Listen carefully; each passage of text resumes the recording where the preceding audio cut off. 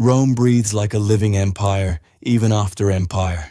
Its lungs the basilicas and marketplaces, its pulse the clatter of carriage wheels over cobblestone. In the year 1502, the city wakes to bells that seem to test the strength of the air. Smoke from bakeries climbs in pale columns and dissolves into a sky just rinsed with light.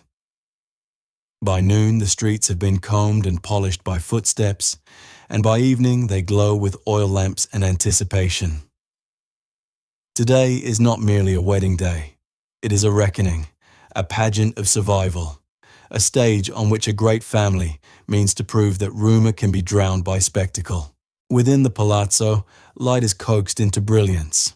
Tapestries, French hunts, Tuscan saints, green forests threaded with gold, hang heavy as pronouncements. Silver candelabra multiply the room into dozens, each flame rehearsing the same choreography. Servants move in a clipped ballet, their trays bright with sugared almonds, pomegranates halved like rubies, roast meats glistening as if varnished. Musicians in a high gallery tune a melody that sounds like silk unspooling. And all around, courtiers take their seats, the way soldiers take positions. Each gaze a banner, each whisper a weighted coin. They have come to witness the marriage of Lucrezia Borgia and Alfonso d'Este, names that, when uttered together, sound less like a union than a treaty. Every guest feels the weight of that treaty settling across their shoulders. Rome is a city that measures power in surfaces and shadows alike, and nothing gathers both more efficiently than a wedding planned by a pope. Lucrezia will enter hours from now. For the moment, she exists as rumor and reflection. The glint of her hair in a polished shield, the memory of her perfumes in corridors she has not yet crossed. Daughter of Alexander VI, Rodrigo Borgia, to those who have not learned the diplomacy of titles, she has been trained since infancy to step where the tiles are strongest, to let the floor carry her even when the ground below it is fissured. She knows what the city says of her, that she is the bright instrument of a house that plays only for victory, that her smiles are bridges that can be raised or burned at will. Those who favor her call her luminous. Those who fear her call her dangerous. She understands both compliments, and Alfonso d'Este, heir to Ferrara, waits with the patience of a man who has been taught his whole life that time honors those who do not chase it. His house is old enough to converse with history. Its courtyards ring with poets and mathematicians. Its archives shelve treaties beside madrigals. Alfonso knows what this marriage promises: a corridor through Rome that opens to the papal ear, a net of obligation strung from Ferrara to the Tiber. He also knows what it risks: binding the Este name to a family that can raise empires out of supper talk and unmake them by dessert. Outside the gates, the city performs its own observances. Hawkers lower their voices as the procession begins to gather. Guards with halberds polished to hard daylight, pages in the Borgia colors like molten cherries and dark wine, clerics whose shadows look like crows. On window ledges, lemons bloom in clay pots, and a boy with ink-stained fingers holds his breath as if the cavalcade could smudge if he exhales. A woman presses a hand to her collarbone and tells her daughter, "Remember this sound. This is what power sounds like when it arrives. Soft, organized, inevitable." Such arrangements are never only about vows. They are ledgers, calculations, and maps. In the hours before the ceremony, letters arrive like small storms, from Ferrara, Florence, Mantua, Urbino. The pages share a common vocabulary: stability, virtue, fruitfulness, trust. Words that look simple when dried, but feel complicated when carried. In the chamber where he signs them, the Pope's seal glows like a hot coin. Alexander VI is a man whose prayers are regular and whose plans are relentless. He loves his children the way a general loves his formations, personally and strategically. To some, that is an offense. To him, it is order. The palazzo receives the day's gravity as a stage accepts its actors. In the chapel, frescoes flank the nave with their fixed counsel, saints whose gazes are tempered and impossible to interrogate, martyrs whose wounds suggest that every covenant requires blood. If not today, then soon. The officiating cardinal rehearses his liturgy with a voice meant for stone. Later, when the words are said in full, the syllables will cross the air like oars on a dark river, and the congregation will let themselves be ferried, because it is easier to be carried by ceremony than to admit that it carries you. Rome beyond the walls cannot help but play its part. Market stalls fall temporarily still as bells release their bronze rejoinders to the afternoon. The Tiber twitches against its banks like an animal dreaming. A flock of pigeons lifts and turns in a gesture so unified it seems rehearsed. Though of course it is only instinct, perhaps not so different from diplomacy. Inside, the nobles measure one another as carefully as gem cutters measure floors. A duke from the south laughs in a way that shows he is unafraid. A diplomat from the north smiles with all of his teeth, which means he is very afraid indeed. A poet murmurs to a banker that beauty is merely politics in a different dress. The banker replies that politics is beauty stripped of modesty. It is an old exchange, but it pleases them to say it again. What waits beneath the sheen of the day is the truth Rome understands best. That alliances are stories people agree to tell until they don't.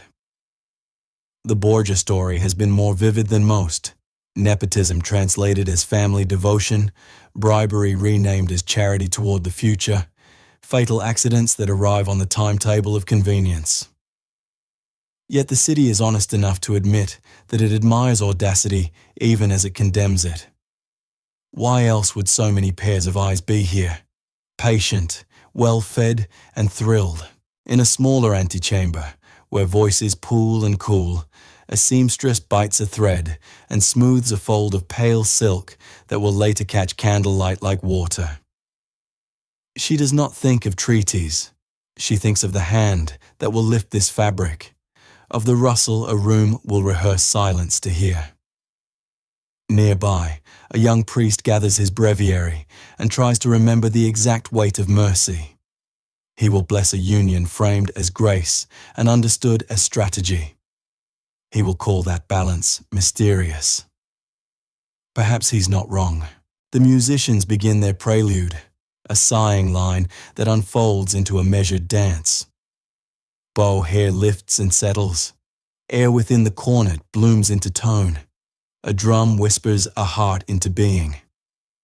The room aligns around the sound as metal shavings align in the field of a magnet.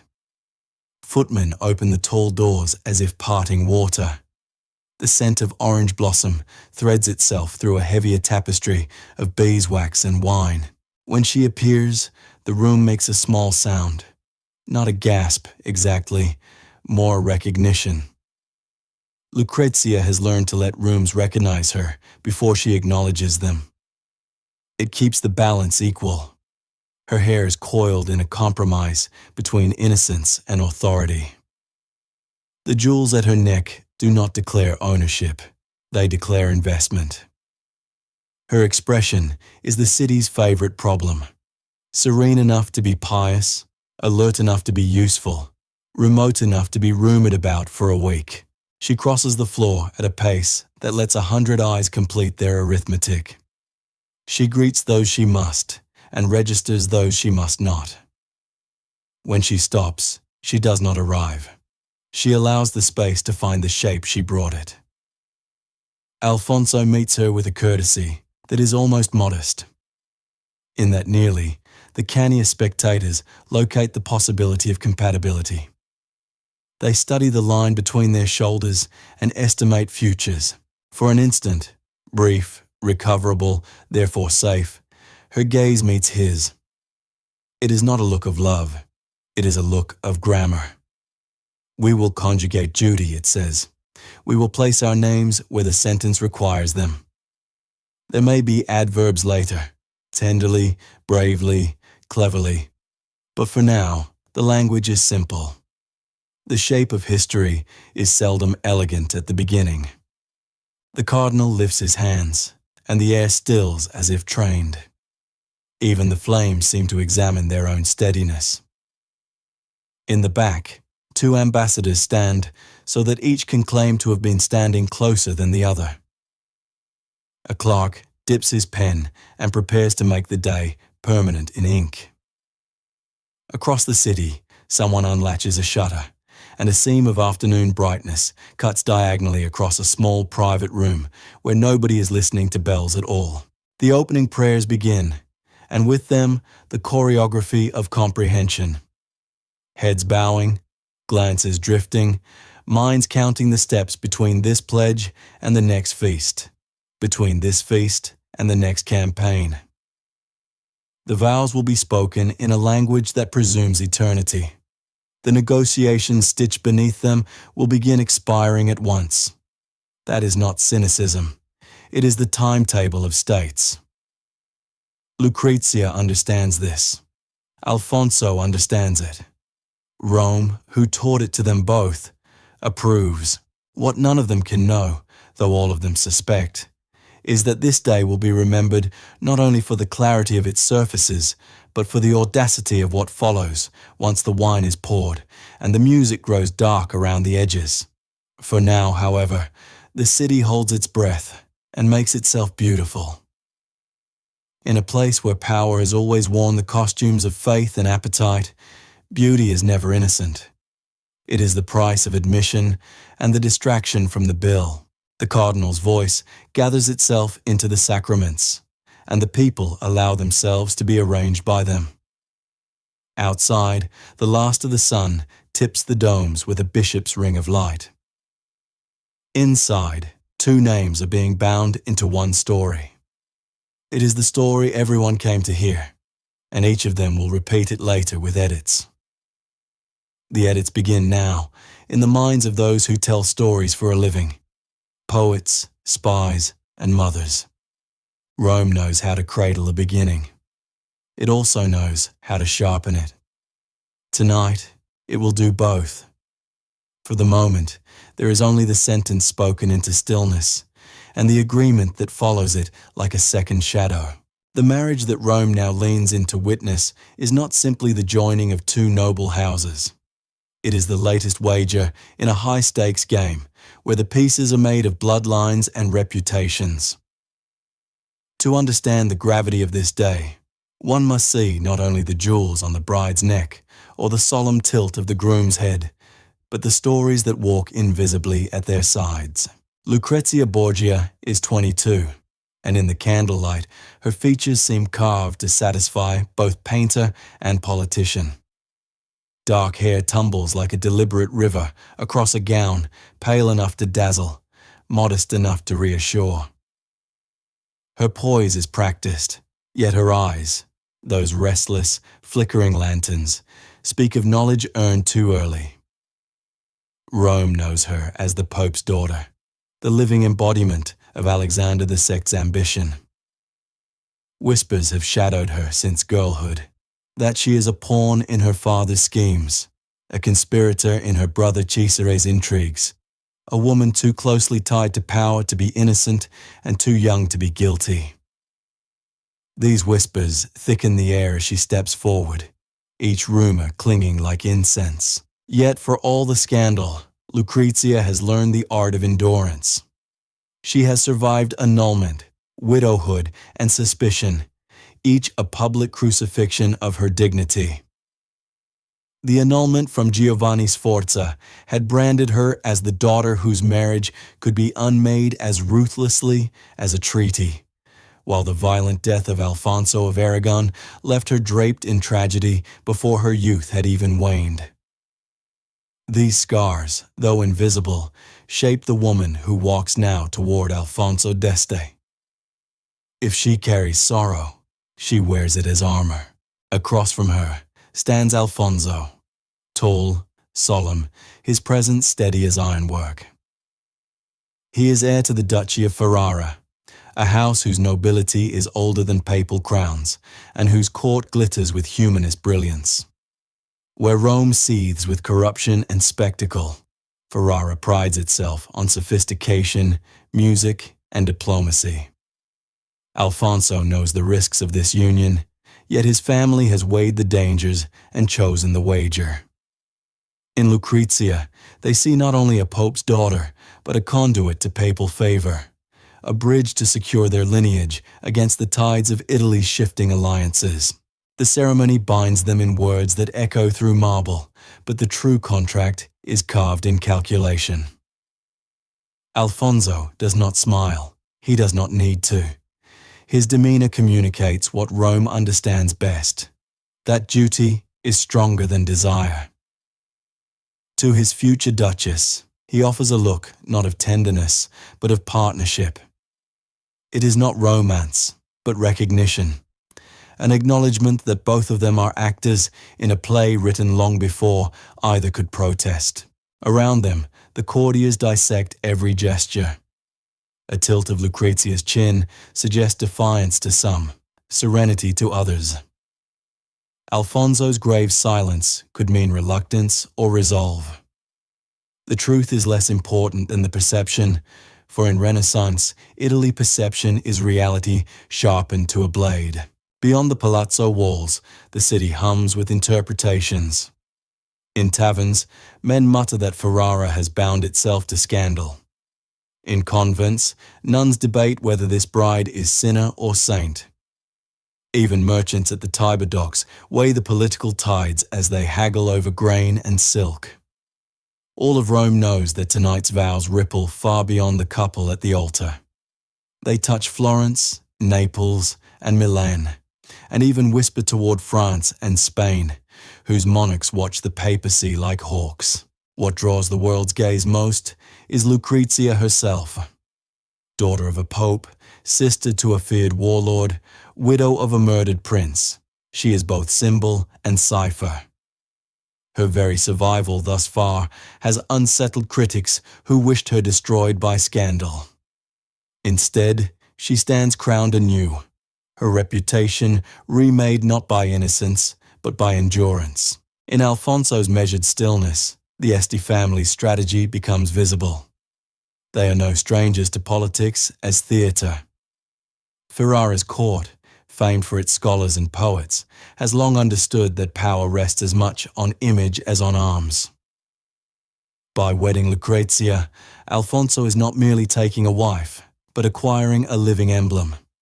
A woman whose notoriety ensures that all of Italy will watch Ferrara more closely. It is a gamble to turn scandal into spectacle, but in these times, spectacle is its own currency. As vows are exchanged, Lucrezia's voice is clear, ringing like glass across stone. Some claim they hear tremor in it, others certainty, perhaps both. Alfonso responds with steadiness, and in that steadiness lies the essence of their pact. Not a romance spun from chance encounters, but an alliance hammered like iron on the anvil of necessity. When the cardinal pronounces them bound, the courtiers erupt in applause, more political than heartfelt. The notes of music rise again, gilding the moment with festivity.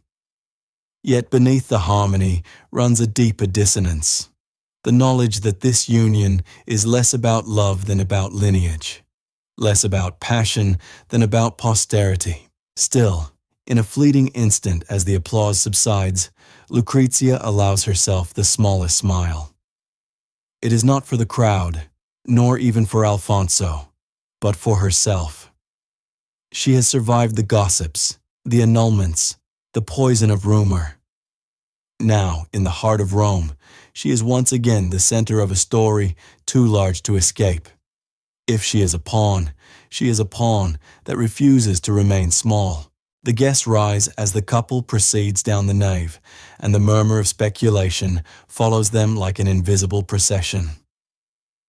Already, pamphlets will be written, songs composed, paintings commissioned. Already, the meaning of this day is splintering into legend and propaganda. Yet within the solemnity, one truth remains. Two young figures have stepped into roles that history, ambition, and family expectation have carved for them. The question is not whether they will play those roles. It is how. As the doors open and sunlight spills in, Alfonso and Lucrezia emerge into a city holding its breath. Rome has seen countless unions, countless parades, countless promises.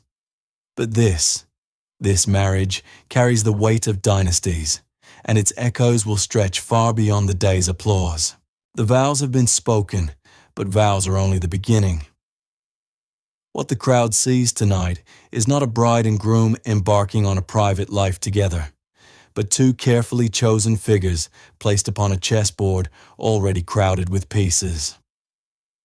To understand the weight pressing on Lucrezia's shoulders as she descends the chapel steps, one must recall the shadows of her past marriages, the ghosts who accompany her every movement, the stains on her name that this alliance with Alfonso is meant to wash away. Her first union, years earlier, was with Giovanni Sforza of Pesaro. At the time, it seemed like a strong match. The Borgias tethered to a northern family of influence. But politics shifts with the swiftness of storm winds. Giovanni ceased to be useful, and usefulness was the only safeguard in Alexander II's court. When the Pope decided the marriage no longer suited his purposes, it was dissolved under humiliating pretense. The claim that Giovanni was impotent spread like wildfire across Italy, leaving not just Giovanni, but also Lucrezia tainted by implication. In the public imagination, her body became a battleground where politics and scandal wrestled for dominance. The annulment was a surgical strike, but the scars it left were visible to all. Her second marriage brought no relief. Alfonso of Aragon, a bastard prince of Naples, seemed a fitting partner in the papal chess game. Their match promised to solidify ties with the southern kingdom. For a brief time, Lucrezia knew something resembling contentment, perhaps even affection. But affection had little place in the ruthless calculations of her father and brothers. Alfonso was stabbed in the streets of Rome and died slowly, cradled in Lucrezia's arms. Many whispered that Cesare Borgia himself ordered the murder to rid the family of an inconvenient alliance. Whether or not the accusation was true, the effect was devastating. Rome whispered of poison, of daggers in the dark, of a daughter complicit, or at least acquiescent, in the bloody business of her house. Thus, when Lucrezia stands now beside Alfonso d'Este, she does so not as a blushing bride, but as a woman long initiated into the cruelties of power. Her very presence here is testimony to resilience. Each time scandal threatened to bury her, she emerged reshaped, her reputation battered but not broken. To the Borgias, she is an instrument. To her detractors, a symbol of corruption. But to herself, perhaps, she is something more elusive. A survivor who has learned to turn humiliation into endurance. The courtiers gathered at the feast cannot ignore these shadows. Every toast, every smile is laced with memory. When the groom raises his goblet, some whisper of the murdered Aragonese. When the bride lowers her eyes, others recall the annulled Sforza. They wonder what ghosts will haunt this marriage, what price will be demanded for Ferrara's bold gamble. Yet politics is not merely local, and Lucrezia's story is far from unique. Across Europe, women of noble blood are exchanged like coinage, their bodies proof of treaties, their wombs promises of continuity. In France, Catherine de' Medici would later endure a similar fate, traded into a royal marriage to bind Florence to Paris. In Spain, daughters of Ferdinand and Isabella, were married off to England and Habsburg princes, their personal lives sacrificed at the altar of empire. In this wider tapestry, Lucrezia is not an exception, but an emblem of her age. She bears the weight of being both individual and instrument, a woman who must perform intimacy for the sake of diplomacy. For the Este family, these risks are well known. They are not blind to the notoriety of the Borgias, nor to the danger of binding their noble line to a papal dynasty whispered to traffic in poison and sin. But in the cold calculus of Italian politics, scandal is sometimes less dangerous than weakness. By marrying Lucrezia, Ferrara ties itself to the papacy's formidable influence, gaining protection against rival states that circle like wolves. Better, perhaps, to gamble with a family of serpents than to stand defenseless in a clearing. Alfonso himself, though solemn and duty-bound, cannot be immune to the weight of his bride's history. He has heard the rumors. Every Italian court has. He knows her story is tangled with disgrace and tragedy. Yet when his eyes meet hers across the banquet table, he sees not a victim, but a woman who has survived storms that would have drowned many others. In her calm, there is calculation. In her dignity, a strength that may prove as useful to Ferrara as any dowry. Thus, beneath the glittering surface of tonight's celebration runs a darker current. Each course of roasted pheasant or spiced fish, each melody played by the musicians, is accompanied by silent reckonings. Will Lucrezia bring stability or scandal? Will the Borgia name elevate Ferrara or entangle it in endless intrigue? And what, ultimately, does this union mean for the balance of power in an Italy perpetually on the brink of war? The ghosts of Lucrezia's past marriages sit invisibly at the table. They remind everyone present that tonight's promises are fragile, that alliances can be rewritten in blood as easily as ink. Yet even as those memories hover, the spectacle of the day forces admiration. Few families could turn disgrace into grandeur so swiftly, and few women could bear the weight of so many accusations and still step forward with unbowed head. In this paradox lies Lucrezia's power. She is at once tainted and luminous, despised and desired, a daughter of scandal and a bride of destiny. Rome feasts tonight, not simply on delicacies, but on the contradictions she embodies. For in her story is the truth of Renaissance politics, that power is never pure, alliances never innocent, and survival itself the most eloquent victory. The wedding ceremony moves from vows to spectacle, from whispered prayers in the chapel to a theater of power staged for every eye that could be coaxed into attendance. Inside the frescoed walls, Rome has arranged itself into perfection, saints gazing down from painted ceilings, marble floors polished until they mimic water, and a haze of incense rising like an unbroken hymn. But beyond this solemn stage, the true audience waits. The entire city, pulsing with curiosity, envy, and judgment. The basilica bells toll in triumph, their iron tongues striking the air with a weight that travels across Rome. Market stalls freeze mid-haggle. Vendors hold coins in their palms as if unsure whether to complete the exchange. Children pause in their play, gripping sticks like swords, watching the procession of banners and armored guards. Housewives lean from wooden balconies, the hems of their aprons brushing cobblestone dust as they crane for a glimpse of the bride, who is either angel or conspirator, depending on which rumor one believes. Rome itself becomes both stage and witness. Within the Palazzo Chapel, the cardinal intones blessings in a voice that rolls like a tide against stone. The words are sacred, yet everyone knows they are also political. Each line of scripture is heard not only as a call to God, but as a call to alliances. The frescoes of martyrs and saints, their eyes forever frozen in pious anguish, seemed to stare directly at Lucrezia and Alfonso, as if to ask whether the sacrifices they once endured differ so greatly from the sacrifices demanded of these two figures today. The bride and groom stand composed, yet the space around them hums with tension. Some guests murmur prayers with genuine devotion. Others bow their heads only to conceal furtive glances at one another. The silence between words is filled with speculation. What dowries were exchanged? What promises whispered in chambers far from Rome? What favors Pope Alexander has exacted in exchange for his daughter's hand?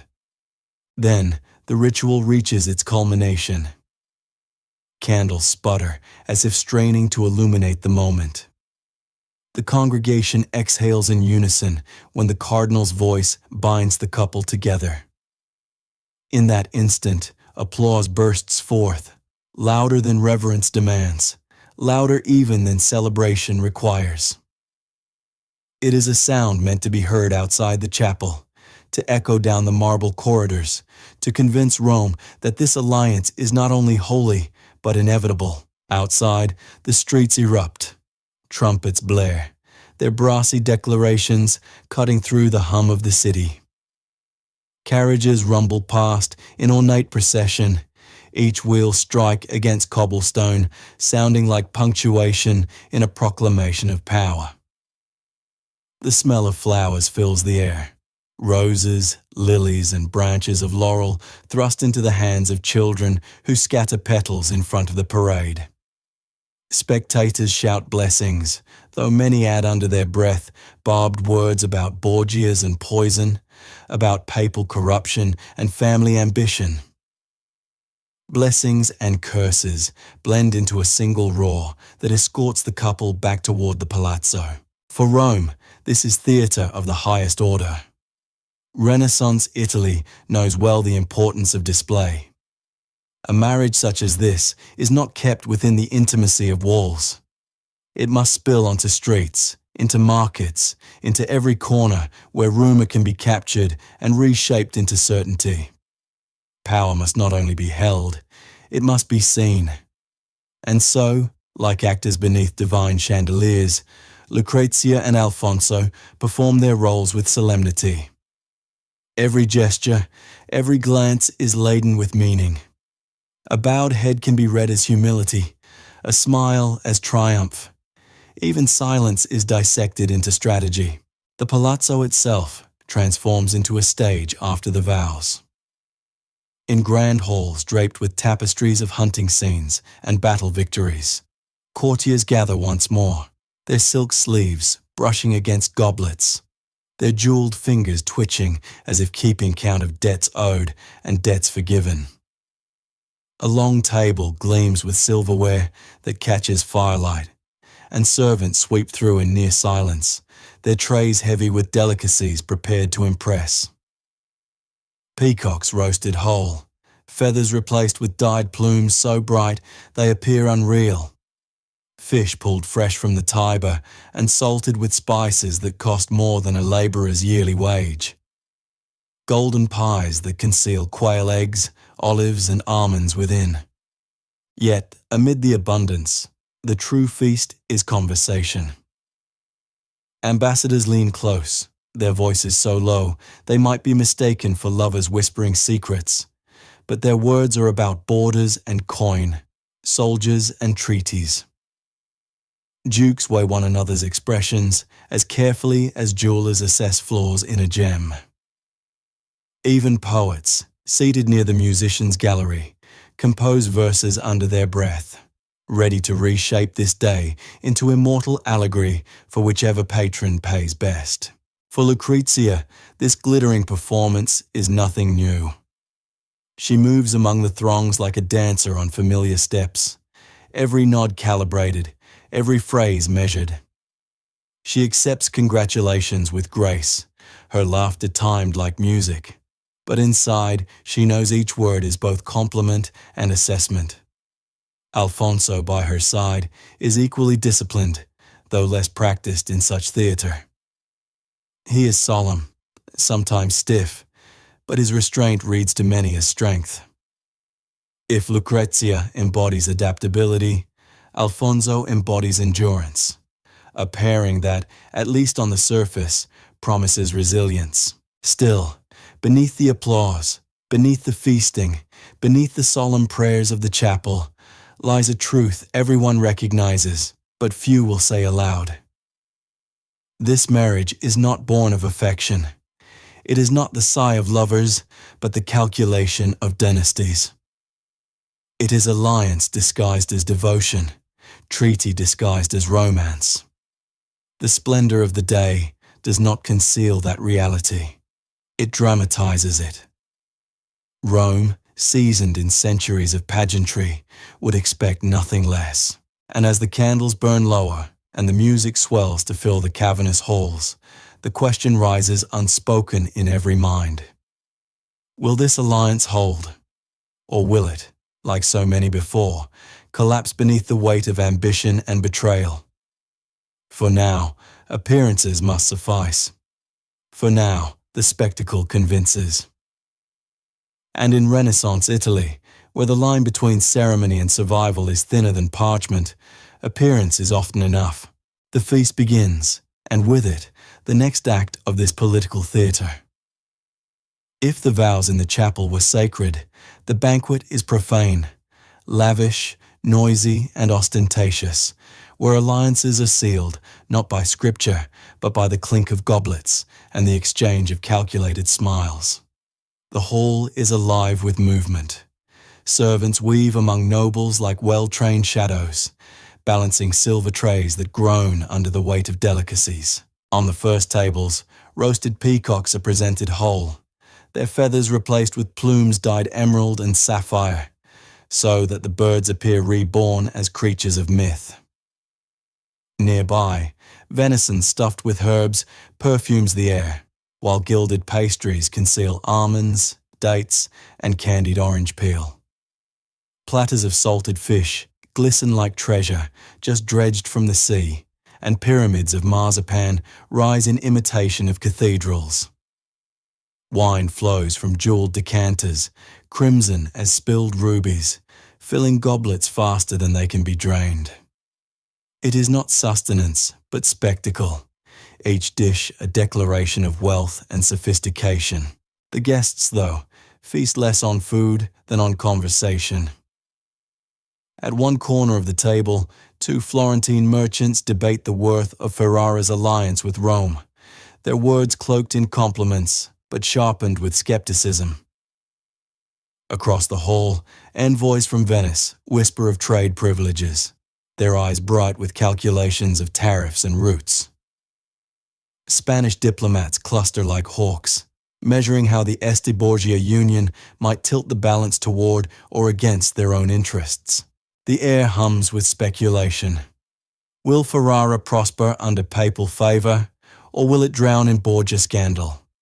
Will Lucrezia, the infamous daughter, poison her new court as rumor suggests, or will she dazzle it into obedience with wit and charm? Each guest carries an opinion, and each opinion is wielded like a dagger sheathed beneath silken sleeves. Lucrezia herself moves through this storm with an ease that belies the scrutiny she endures. She smiles, accepts compliments, and deflects barbed questions with answers so smooth they seem spontaneous. One ambassador remarks on her beauty. She replies with a comment about his country's vineyards, redirecting the conversation towards safe territory. Another alludes slyly to her troubled past. She parries with grace, saying softly, "The past teaches us to be wiser brides." The words travel the table, repeated and embroidered, until even her detractors acknowledge the poise with which she carries the burden of her name. Alfonso, less practiced in such performances, remains mostly silent, allowing his bride to hold the room. Yet his silence is not weakness. It is interpreted as gravitas. Where Lucrezia charms, Alfonso steadies. Together, they present an image of balance, the adaptable bride and the stoic groom, a pairing that may withstand the scrutiny of courts eager to see cracks. Meanwhile, the musicians in the gallery play their part. Lutes, viols, and flutes weave melodies that float above the chatter like smoke. Between courses, singers step forward with madrigals composed for the occasion, their verses extolling love, but understood by all as paeans to power. Even art in this hall is bent into service of politics, but beneath the surface, elegance, tension simmers. A Milanese envoy, nursing his wine, mutters that the Borgias wield poison more often than prayer. A Roman noble counters, remarking that power always carries a bitter taste, no matter who pours the cup. Laughter rises in polite bursts, but the edges of it are sharp. Everyone knows that the banquet is more than a celebration. It is a negotiation conducted in veiled language, where every toast doubles as a test.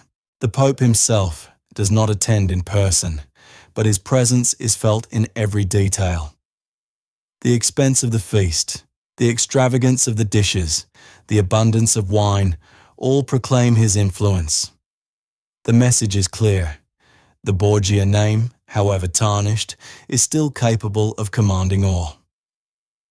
Alexander VI has made his daughter's marriage into a stage upon which his papacy's strength is displayed and reaffirmed. And yet, among the grandeur, one cannot escape the whispers that trail Lucrezia like a second veil. Some guests still recall her first husband's humiliation, paraded before Europe as impotent. Others remember the blood that stained her second marriage, her husband's body broken in a Roman street. To them, this feast tastes of something darker than honeyed pastries and sweetmeats. It tastes of inevitability, the knowledge that scandal and tragedy follow wherever the Borgias plant their banners. Still, the spectacle has its effect. As goblets are drained and voices grow louder, the unease softens beneath wine and music.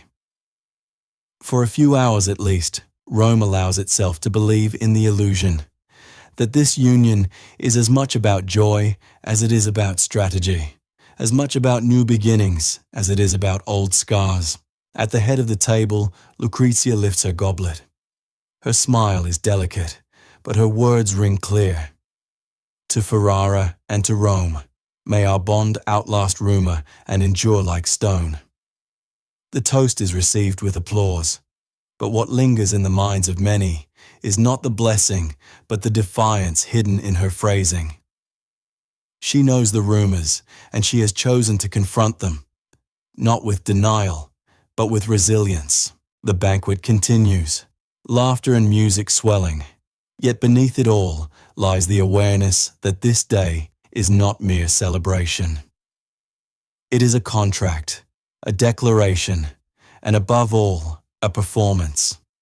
And like every performance in Renaissance Italy, it will be remembered not for its sincerity, but for the impression it leaves on those who watched.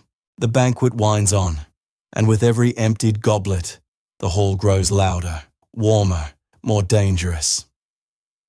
Yet beneath the laughter and song lies a silence far heavier than the music can conceal. It is the silence of expectation, the awareness that this marriage, however wrapped in splendor, demands proof beyond ceremony. For Lucrezia, the weight of this knowledge is crushing. She sits composed, her hands folded lightly, her voice soft but confident as she greets the endless line of nobles. Yet behind her smile lies a gnawing truth. She is not here merely to feast and dazzle. She is here to embody survival itself, to prove that the Borgia name, battered by scandal, can still command legitimacy. Her life has been scripted as performance since girlhood, and tonight is no exception. She knows the eyes upon her. Some stare with curiosity, others with suspicion. A few with open malice. The Borgias have made too many enemies for her to be merely a bride.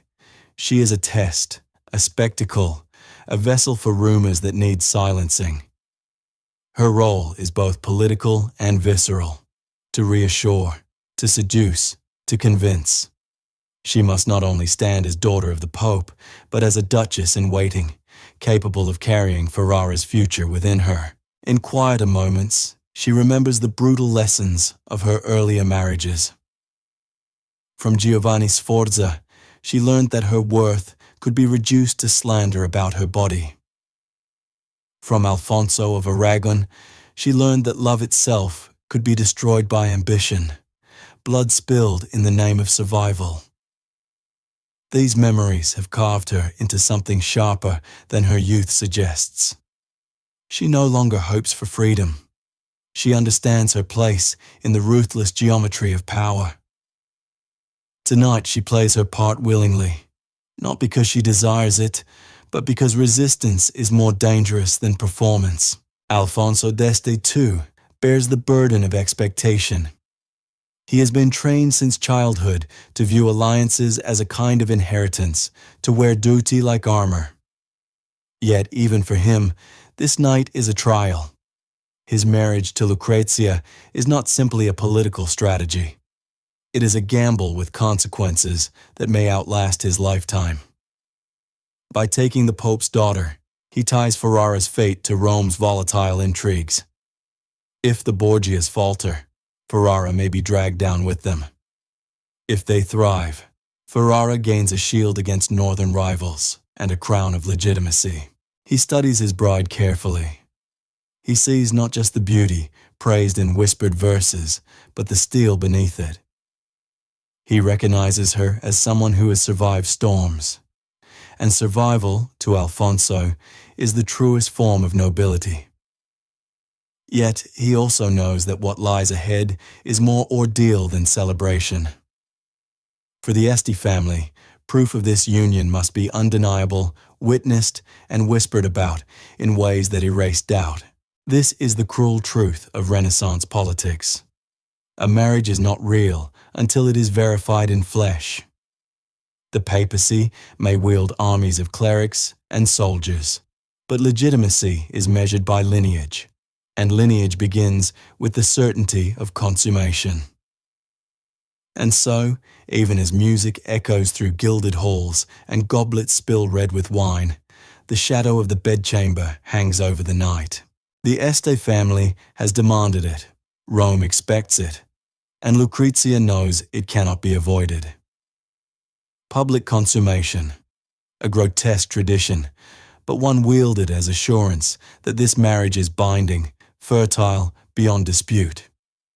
It is not only her body that will be on trial, but her family's reputation. Alfonso too will be judged, his virility scrutinized as closely as his lineage. Around them, the feast continues in its masquerade. Courtiers laugh too loudly, diplomats raise toasts with false warmth, poets prepare lines that will glorify the day while concealing its cruelty. Yet beneath the velvet and music, everyone anticipates the moment when the pageant of feasting must give way to the darker pageant of proof. For Lucrezia, this knowledge is both torment and weapon. She has endured humiliation before, and she will endure again. But she also understands that each trial survived grants her a strange, terrible power. If she must be paraded, she will not be broken. If she must be reduced to flesh, she will endure with dignity. This is her rebellion, not to refuse, but to survive so completely that even those who scorn her must acknowledge her strength. Alfonso, too, steels himself. His role tonight is not romantic, but performative. His duty is to prove what cannot be doubted, that the union has been sealed, that heirs will follow, that Ferrara's gamble has not been wasted. He feels the absurdity of it, the violation of privacy, the cruelty of turning intimacy into spectacle, but he accepts it as part of the price. Nobility in this age is less about honor than endurance, and so, as the banquet swells toward its climax, and as the musicians lift their instruments to summon joy one last time, a quieter anticipation coils through the palazzo. For the feast of abundance is nearly done. Ahead lies a ritual far more revealing, far more invasive, and far more decisive. The guests know it. The courtiers whisper it. The bride and groom feel it pressing against their very skin. The night will not end with laughter and wine. It will end with proof, with humiliation dressed as duty, with intimacy performed beneath the gaze of power. And in this knowledge, Rome holds its breath. For the feast, though dazzling, is but a prelude. The true measure of this marriage has yet to be taken. When the final platters are cleared and the last madrigal fades into silence, a new kind of anticipation grips the palazzo. The nobles, who have gorged themselves on food and rumor, now lean toward the darker spectacle whispered about for weeks. The wedding feast, for all its grandeur, has been only an overture. The true performance, the one that will decide the legitimacy of the union, awaits behind chamber doors. It is an old, unsettling custom, born of a world where bloodlines are currency and legitimacy must be proved like a signed treaty. For the Este family, joining their ancient lineage to the infamous Borgias is too dangerous a wager to leave to faith or rumor. They demand verification. And so, the bride and groom will be required to consummate their marriage under the gaze of witnesses, priests, courtiers, and attendants, whose presence will transform what should be private into a grotesque theatre of proof. The chamber has been prepared with austere precision. Candles flicker against velvet drapes. The bed, wide and solemn, is draped in silks, too heavy to be comforting. Priests murmur prayers, as though this invasion of intimacy could be sanctified by scripture. A few nobles, chosen for their discretion, or perhaps for their loyalty, stand at the edges, their eyes fixed in rehearsed neutrality. Yet their very presence is an intrusion so profound that it bends the air. Lucrezia enters first, each step a measured act of will. The silk of her gown whispers across the floor, a fragile sound in the suffocating quiet. Her face is serene, but her eyes betray a storm. Resignation, defiance, sorrow, and an iron determination braided together. She has endured humiliation before, but this ritual, is something else. It reduces her to flesh, to a vessel whose only purpose tonight is to silence rumors and reassure suspicious allies. And yet, she understands. Survival demands performance. If she must be displayed, she will endure with the grace of one who knows that even degradation can be transformed into power. Alfonso follows, his face set in a mask of composure. To him, too, the ritual is a violation. His manhood, his virility, his very role as heir will be scrutinized by eyes that should never have been permitted here. Yet he does not protest. He cannot. To resist would be to cast suspicion upon the alliance, to stain his family with doubt.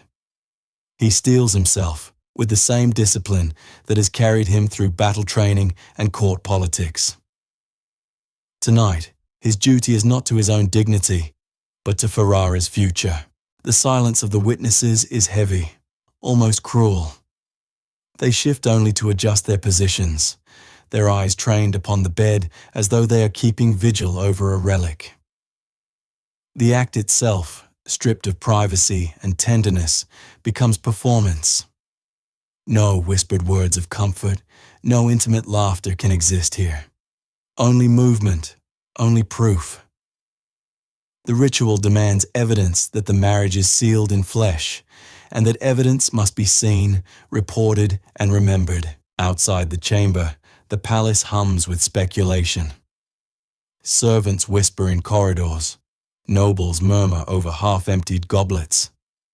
They imagine what is happening in the flickering candlelight, and their imaginations feed the very rumors the ritual is meant to kill. Some scoff at the grotesqueness of it. Others admire the pragmatism. For in Renaissance, Italy, dignity is a lesser currency than certainty. And so, under the watchful gaze of priests and courtiers, Lucrezia and Alfonso fulfill their role. For her, each moment is a crucible. For him, each movement a burden. Yet they endure, because endurance is survival, and survival is power. When it is done, the witnesses make their quiet notations, not in ink, but in memory, in whispers that will travel from court to court like missives. The alliance, they will say, has been proven beyond doubt. But the ritual does not end there. The Este family, cautious to the point of cruelty, demands repetition. Once might be dismissed as failure or fraud. Twice ensures credibility. Thrice makes the proof unassailable. And so, the act, already stripped of sanctity, becomes grotesque spectacle. With each repetition, the humiliation deepens, and yet so too does the strange resilience that grows within Lucrezia. What was meant to degrade her becomes, in its cruelty, a test of her will. She will not break. For Alfonso, too, the ordeal is trial by fire. He accepts the role imposed upon him, but inwardly he recoils at the absurdity of a world that demands such theatre. Still, he does what duty requires, because in this age, survival is purchased with sacrifice.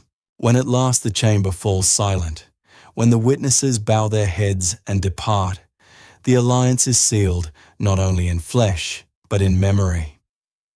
Yet what lingers most is not passion or tenderness, but the cold understanding that even the most intimate human moments can be consumed by politics.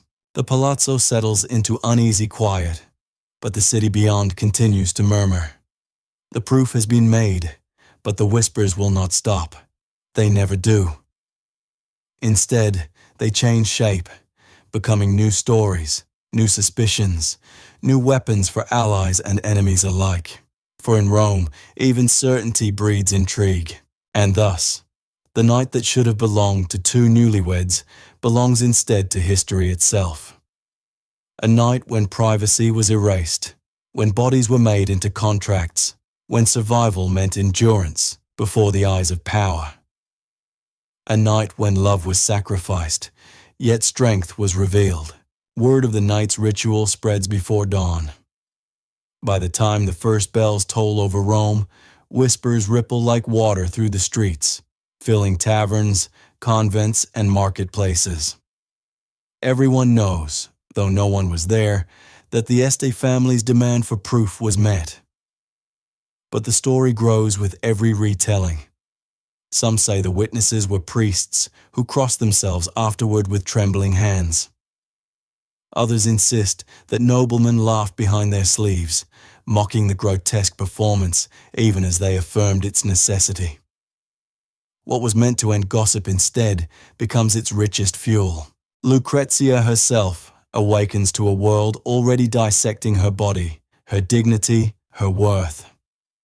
The consummation, repeated 3 times to silence doubt, has not quelled suspicion but reshaped it. Now people whisper not of her virginity, but of her endurance. Was her compliance proof of virtue or evidence of manipulation? Did she submit as victim, or did she play the role with the slyness of someone who has survived too many storms to be naive? Each version of the tale feeds the Borgia legend, scandalous, dangerous, impossible to ignore. At Ferrara's court, news is received with mixed voices. Some commend Alfonso's boldness for marrying into a family so tainted by rumor. Others deride him as reckless, chaining the Este name to a dynasty notorious for poison and betrayal. Yet none can deny that the alliance now stands indisputable. Whatever else may be said, Lucrezia Borgia is Alfonso's wife, and Ferrara is tied irrevocably to Rome. This obsession with proof, humiliating as it was, speaks volumes about Renaissance Italy's fragile balance of trust. In a world where marriages could be annulled on a whisper and legitimacy questioned by rival courts, nothing was left to chance. A woman's honor, her very body, was wielded as political weapon. Chastity was not simply a moral virtue, it was currency, a coin stamped with bloodline and reputation. Fertility was not merely a private hope, but a public necessity, the guarantee of heirs to continue dynasties. In this crucible of suspicion, even the sacred was stripped bare for politics. Lucrezia understands this better than most. She has lived her life as a figure others define: innocent daughter, poisoned widow, papal pawn. Yet, as she lies in the aftermath of humiliation, she feels something unexpected, a thread of strength. If she can endure this, she can endure anything. If she can transform degradation into survival, then survival itself can become her weapon. The ritual meant to diminish her has instead steeled her. For Alfonso, the consummation was no less a trial. Though he wears his duty like iron, he cannot escape the bitterness of having his most private moment reduced to spectacle. Still, he recognizes the power it confers. His virility, once merely presumed, is now beyond question. In the eyes of Ferrara, of Rome, of every court that hears the tale, he has proven himself not just as heir, but as husband. Yet he too feels the sting of a dignity sacrificed for politics, and he will not forget it. The gossip that follows the ritual becomes a weapon in itself. Rivals seize upon it to tarnish the Este name, mocking the grotesque theatre of marriage turned performance. Supporters, however, wield it as proof of certainty. The very absurdity of the event becomes its strength. Who can question a union so publicly verified? In Renaissance Italy, where perception is as potent as armies, even humiliation can serve as a fortress. Still, the scandal lingers. Pamphlets circulate in Rome, veiled satires that hint at the night's ordeal. Poets slip sly lines into their verses, speaking of brides unveiled before witnesses, of dukes tested thrice for vigor. These echoes ensure that the story will never vanish, but instead calcify into legend.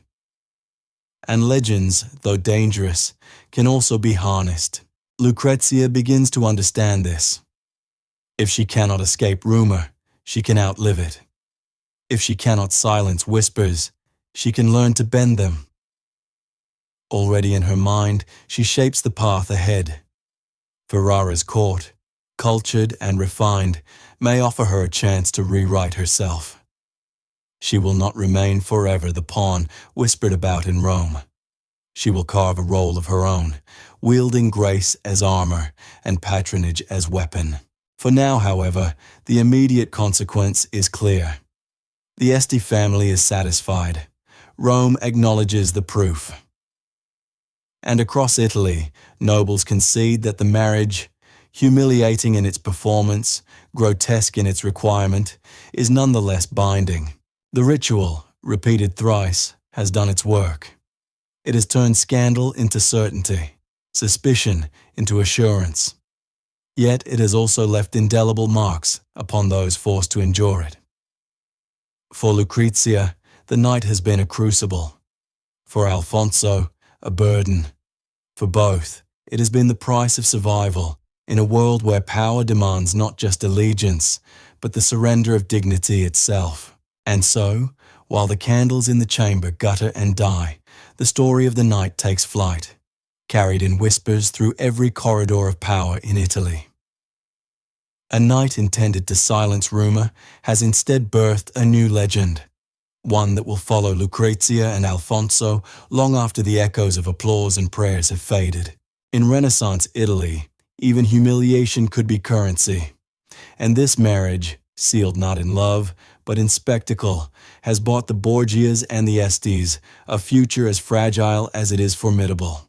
By the time Lucrezia arrives in Ferrara, weeks after the wedding's grotesque finale in Rome, she carries with her not only jewels and silks, but also the heavy freight of reputation. The Este court greets her with polite ceremony, its nobles arranged like figures in a fresco, smiling, nodding, whispering. Behind the courtesies lies a vigilant curiosity.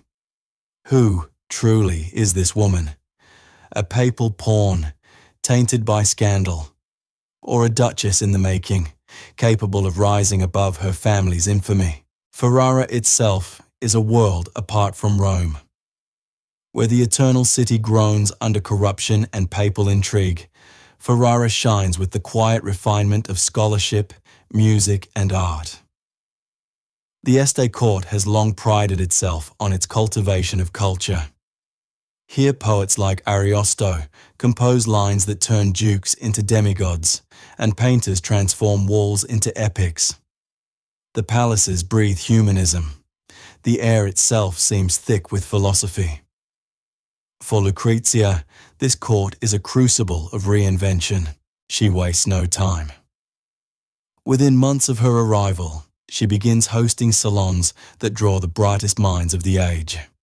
Scholars debate theology and science beneath tapestries embroidered with myth. Poets recite verses that entwine love with politics. Musicians unveil compositions commissioned under her patronage. At first, many attend out of obligation, curious to see the infamous Borgia daughter play Duchess. But gradually, obligation turns to admiration. Lucrezia proves herself an adept hostess, her wit sharp but never cruel, her intelligence displayed with a restraint that flatters rather than intimidates. She speaks as easily of scripture as of Petrarch's poetry, as comfortably of statecraft as of music. Soon, the courtiers who once whispered of scandal begin to whisper, instead of her charm, her refinement, her unexpected grace. Her patronage becomes deliberate strategy. She commissions works that exalt not herself, but the Este dynasty, weaving her own image subtly into Ferrara's grandeur. A painter's brush renders her not as femme fatale, but as a serene Madonna figure, embodying dignity and fertility. Musicians dedicate madrigals to her generosity, embedding her name within harmonies destined for posterity. Through culture, she reframes herself, turning rumor into admiration, scandal into sophistication. Even Alfonso, pragmatic and cautious, comes to value her presence. At first, he regarded her as a burden he must shoulder for political gain. But he cannot ignore the way she stabilizes the court, the way her grace soothes rivalries before they flare. Where his silence and severity might alienate, her warmth draws others near. Their marriage, forged in calculation, begins to reveal a quieter partnership, a balance of endurance and adaptability. Yet Lucrezia's reinvention is not without resistance. Some courtiers remain skeptical, muttering that a woman born to the Borgias can never be trusted. Others, jealous of her growing influence, attempt to undermine her with gossip. But each time, she meets their barbs with poise, letting the rumors tire themselves into irrelevance. Her resilience becomes her strongest weapon. Her ability to absorb suspicion and reappear untouched, a marvel even her detractors must grudgingly respect. Beyond Ferrara's walls, her transformation ripples across Italy. Letters spread from court to court, carrying reports of the Duchess who has turned scandal into triumph. Ambassadors write home of her intelligence, her refinement, her unexpected ability to charm even her critics. To some, she becomes a symbol that the Borgias are more than poison and corruption, that even amid notoriety, grace can emerge. But perhaps the greatest victory lies in her ability to claim space for herself as more than a pawn. In Ferrara, Lucrezia is not merely the Pope's daughter, not merely a sister to Cesare's ambitions, not merely a bride forced to endure humiliation. She becomes a patroness, a hostess, a duchess shaping her own sphere of influence. She learns to wield soft power, the kind that seeps into culture, diplomacy, and memory. And in this transformation lies a paradox. The very notoriety that once threatened to destroy her now magnifies her reinvention. Every whisper of her past only heightens the contrast with the composure she now displays. Every scandal recounted in Rome makes her poise in Ferrara shine brighter. She has turned the weight of history into counterweight, scandal into leverage. For Lucrezia, this is not redemption in the eyes of God or history. It is survival, sharpened into art. She understands that the whispers will never vanish, but she also understands that she can outlast them, drown them not in denial, but in achievements too luminous to ignore. And so, as the halls of Ferrara fill with poetry, music, and debate, the city begins to forget the scandalous bride of Rome and embrace instead the cultivated Duchess of Ferrara. In the crucible of culture, Lucrezia Borgia is reborn, not as a victim, nor merely as a survivor, but as a figure of influence who has learned to turn even humiliation into power. The pawn has begun her transformation into a queen. Years pass, and with them, Lucrezia's story in Ferrara deepens into something neither her detractors nor her defenders could have predicted. What began as a marriage forged in suspicion and humiliation gradually becomes a legacy woven with resilience, culture, and quiet power. The grotesque spectacle of her wedding night does not vanish from memory, but it is slowly eclipsed by the life she builds in its aftermath. As Duchess, Lucrezia embraces her role with a determination that surprises even the Este family. She bears children, securing the dynasty's future with heirs who blend the blood of Ferrara and Rome. Each birth is not just a personal triumph, but a political reassurance, a tangible proof that the marriage has fulfilled its purpose. Yet she is more than mother. She is patron and mediator, her presence softening conflicts and lending elegance to Ferrara's court. Her salons grow legendary. Poets, painters, philosophers, and musicians flock to her gatherings, where politics and art intertwine in candlelit chambers. She funds the works of scholars and artists whose creations outlast the intrigues of her age. Epics that celebrate Ferrara's grandeur, frescoes that immortalize its nobility, music that carries her name across Italy. In these acts of patronage, Lucrezia does more than rehabilitate her reputation. She reshapes it. Where once she was whispered of as pawn and scandal, now she is spoken of as a duchess of refinement, a woman whose influence radiates through culture itself. Yet her life remains shadowed by the duality of her birth. To many, she will always be a Borgia, daughter of a pope infamous for corruption, sister to Cesare, the ruthless condottiere, widow of husbands whose deaths reeked of intrigue. That shadow cannot be erased, but Lucrezia learns to live within it, to bend it, even to use it. Her name carries both infamy and allure, and she wields that paradox with quiet cunning. She embodies what her age most admires and most fears, the capacity to survive disgrace and transmute it into dignity. Alfonso, for his part, grows to rely upon her. What began as a union of necessity becomes a partnership of mutual respect. His severity is tempered by her grace. Her adaptability is anchored by his steadiness. Together, they navigate Ferrara's precarious position in Italy's web of rivalries, balancing diplomacy with displays of cultural brilliance. In time, their marriage, once the subject of ridicule, becomes a symbol of Ferrara's strength. But the personal costs remain. Lucrezia suffers illnesses and the strain of repeated pregnancies. The shadows of her past never fully lift. Gossip trails her wherever she goes. She knows the sting of betrayal, the grief of loss, the endless labor of maintaining appearances in a world that watches her with suspicion. Yet she endures, and in that endurance, she finds her truest power. History will never agree on who Lucrezia Borgia truly was. To some, she remains a scandalous figure, tangled in whispers of poison and seduction. To others, she is a victim of her family's ruthless ambition, her life consumed by forces beyond her control. And to yet others, she is a duchess who transcended disgrace, cultivating art, diplomacy, and resilience in a court that came to revere her. What is certain is that she was never merely passive. She survived 3 marriages, 2 annulments, and one of the most humiliating wedding nights in recorded history. She endured slander that might have destroyed another woman, and instead built a new identity within Ferrara's refined world. She became not only a wife and mother, but a patroness of the Renaissance, her influence reaching beyond her own time into the centuries that followed.